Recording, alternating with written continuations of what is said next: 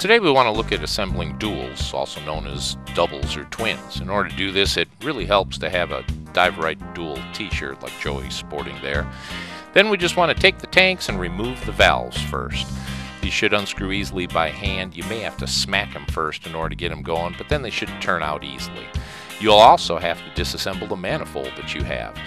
Get the valves off of the manifold, and then we're going to screw those into the tanks first. Make sure that you have them nice and straight and screw them in nice and evenly, making sure nothing is cross-threaded. If it turns difficult, something's going wrong, so they should turn in real easily.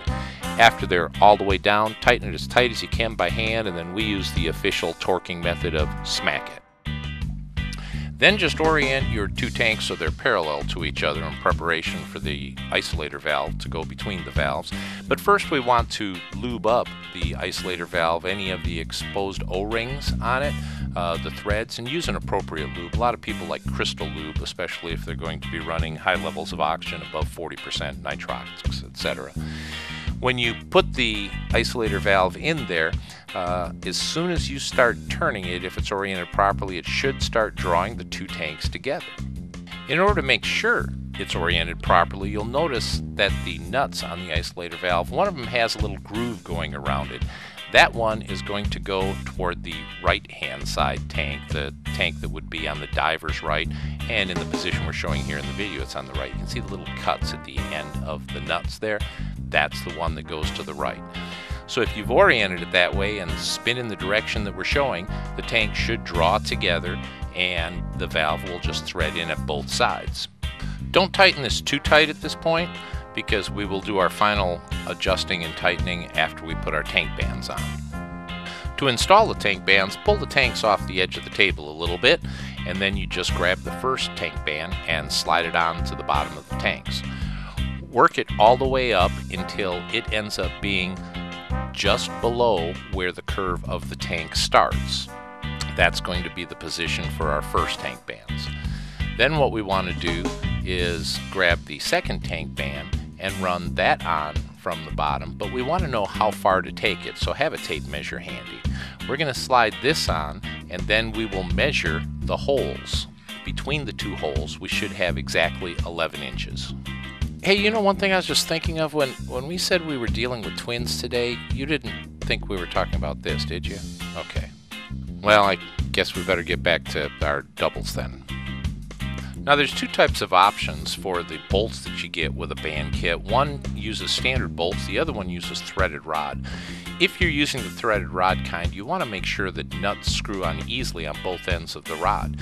Sometimes they don't, and if they don't, here's a little trick for you. If one side has threads that make it difficult to get the nut on, screw the nut on all the way from the other side of the threaded rod and run it all the way up. Then all we have to do is unscrew it off the end, and that would clean off the threads. The problem is it's difficult to hold that while you're unscrewing it. So what we do is we take a standard nut and one of the wing nuts here, and then we're going to lock those two together. That'll give us something to hold on to while we unscrew the other end. Then by unscrewing the nut, that will clean the threads and make it so the rest of our installation can go smoothly. We'll use the same trick to hold the threaded rod when we install our nylon lock nuts. These nylon lock nuts have a little piece of nylon on the inside which stops them from coming loose from vibration. They're used a lot in the aircraft industry and also known as aircraft nuts. So you just grab one of those, and now we can start screwing it on one of the ends using our locked together nuts at the opposite end in order to hold everything securely. You want to screw that on down until there is about 1/8 of an inch of threaded rod coming through the nut. That is going to position it properly for us to complete our assembly. So now take one of the washers, slide it on so it butts up against that nylon lock washer, and shove the whole threaded rod up from the bottom through two of the bands. Drop on one of the standard washers, then one of the split lock washers. Then you take your other just plain nut and screw that on down. Everything again should go together nice and smoothly. If it's not, something's wrong. Make sure you don't strip anything. We're going to tighten this on down, hand tight to start, and get both of them. We'll take another quick look at how this gets assembled with a diagram. in this position before we continue. Then it pushes through. Then on the top side there's a flat washer, a lock washer, and then the hex nut. We want to measure everything again to make sure that we have our 11 inches center to center of the threaded rod or bolt that's coming up through. Then you can take your wrench and tighten the bolts.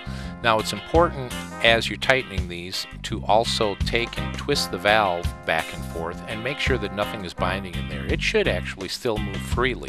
In fact, many people prefer to leave it to where it can move easily. That way if you bump into something, the valve can simply move out of the way. Other people prefer to lock it down. If you want to do that, just take a wrench and tighten the big nuts on the side of the isolator valve into the valves on the tank. That will lock it into place so it won't move anymore. And that's all there is to it. So you should have the information now you need to assemble your own twin tanks or duals.